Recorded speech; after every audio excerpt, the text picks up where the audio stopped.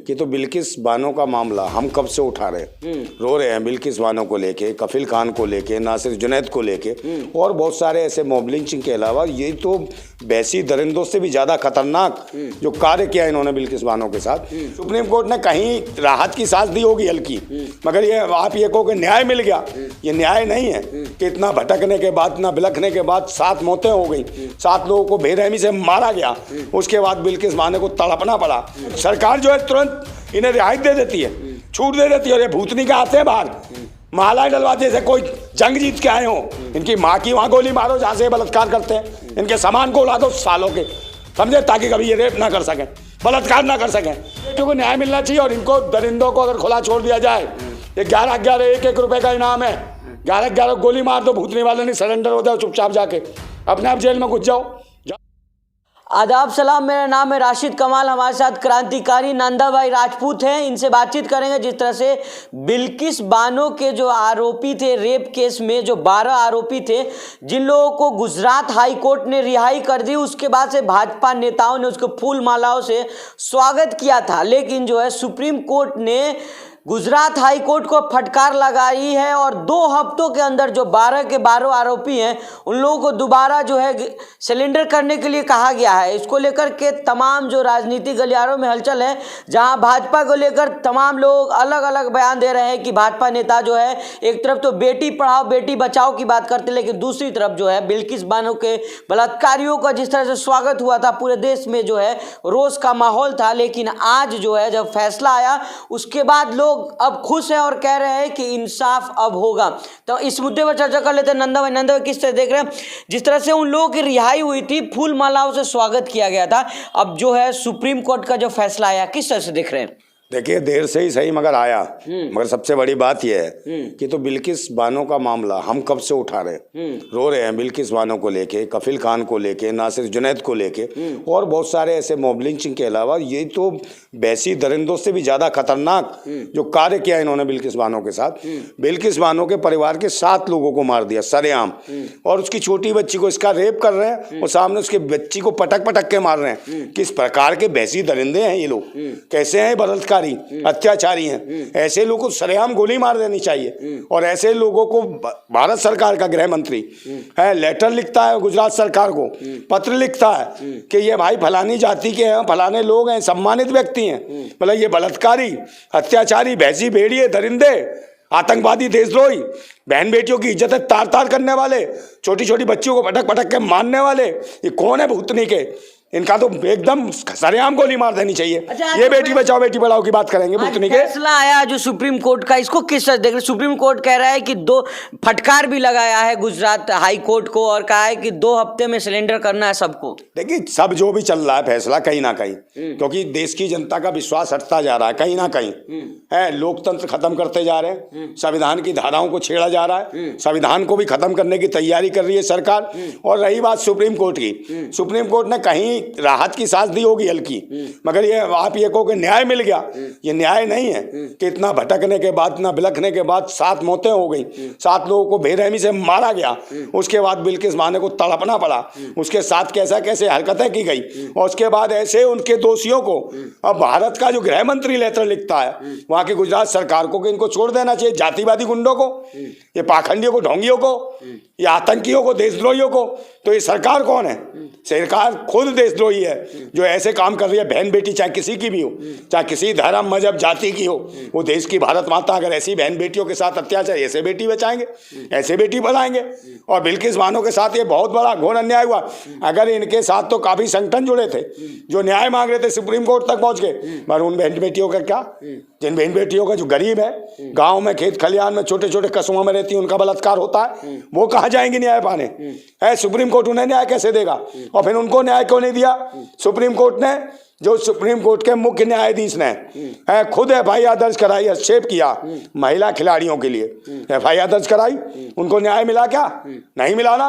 भाजपा के सांसद ने क्या किया, छोटी छोटी बच्चियों के साथ यौन शोषण, महिला खिलाड़ियों का जो गोल्ड मेडल लाई थी उनके साथ छेड़खानी की, और जब उन्होंने न्याय मांगा तो उनके साथ क्या हुआ, कुछ भी नहीं हुआ, और उन्हें रोना पड़ा। और रात को इसी गृह मंत्रालय से आई पुलिस ने उन्हें कूटा पीटा और उन्हें भगाया यहाँ से, मतलब उन्हें भी इंसाफ नहीं मिला। तो सुप्रीम कोर्ट पर कहीं ना कहीं सवाल वहां भी उठते हैं कि भाई इनको भी न्याय नहीं मिला, क्यों नहीं मिला न्याय, लेकिन आप मुझे बताओ। अब नंदा भाई, लेकिन जिस तरह से कहा जा रहा था कि इन लोगों का चरित्र अच्छा है, जो बलात्कारी थे, इन लोगों का सब संस्कारी बताया गया था। मैं वही तो कह रहा हूँ, हाँ। ये जो संस्कारी और बलात्कारी, ये चमत्कारी बताते हैं, बलात्कार को चमत्कार बताते हैं भूतनी के, ये धर्म के भाखंडी, मैंने कहा जातिवादी गुंडे।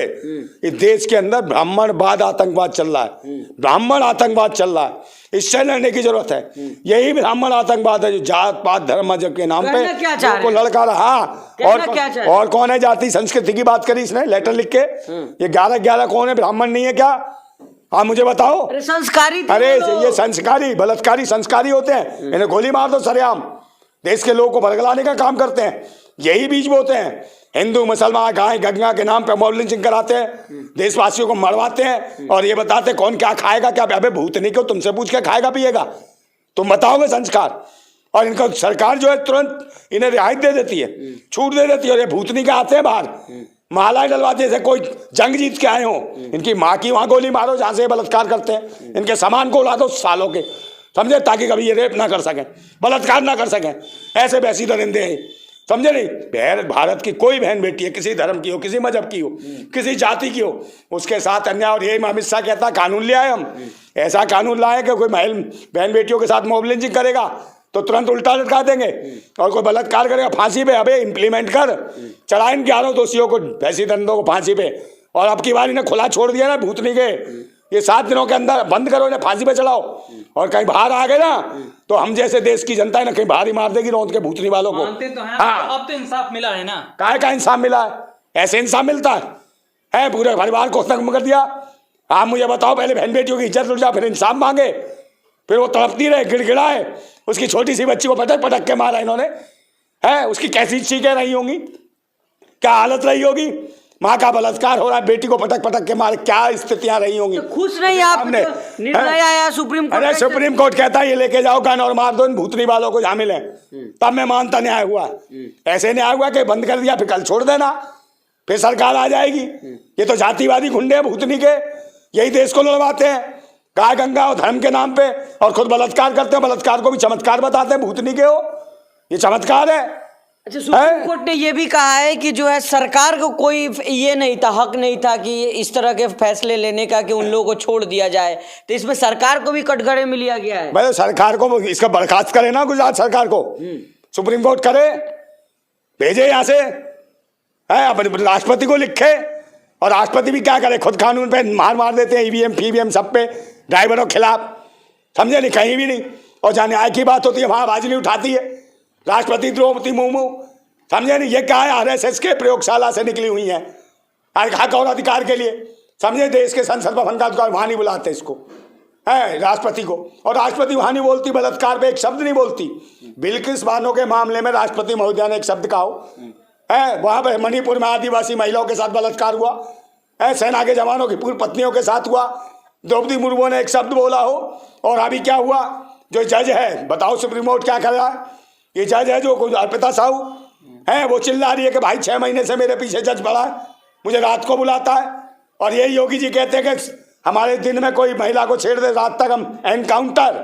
तो कहाँ है वो बंदूक, कहाँ है वो पिस्टन, कहाँ है वो हथियारबंद, लोग करो एनकाउंटर उस जज का भूतनी वाले का, जो अर्पिता साहू को रात को कहता मुझे मुजरा दिखा, समझे नहीं। ये मुजरा देखने के लिए आए। लाल किले से कहा था मोदी जी ने कि बहन बेटियों का सम्मान होगा।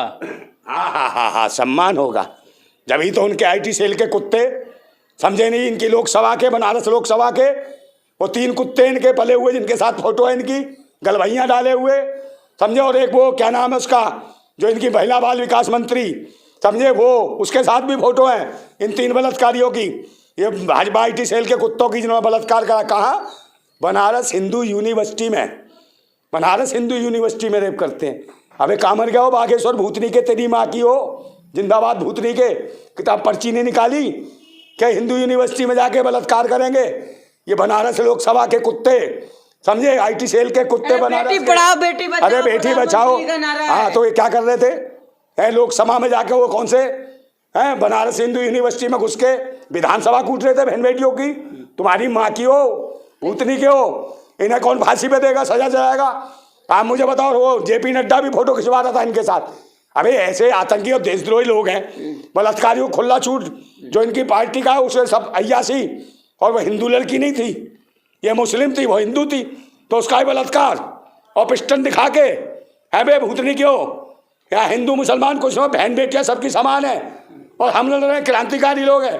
भूतनी क्यों? ऐसी जगह गोली मारूंगा ना, सामान उड़ा दूंगा तुम्हारा। भूतनी वालों, बलात्कार नहीं करोगे, हर चौराहे पर साले बधाइयां देते फिरोगे, समझे?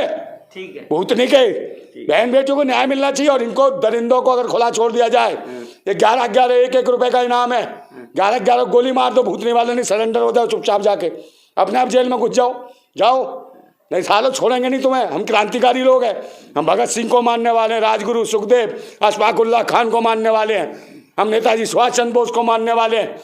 हम देश की इज्जत और अस्मतों की लड़ाई लड़ते हैं, बहन बेटियों की इज्जतों की, मंदिर मस्जिद की बात नहीं करते, हम बहन बेटियों की इज्जत की बात करते हैं। अच्छा नंदा भाई, आखिरी सवाल लेंगे। क्या लग रहा है कि आपको जिस तरह से सुप्रीम कोर्ट का जो फैसला आया, तो क्या लग रहा है ये भी अभी आधा अधूरा निर्णय है, आधा अधूरा फैसला है? आप क्या चाह रहे हैं कि इन आरोपियों को फांसी हो जाए?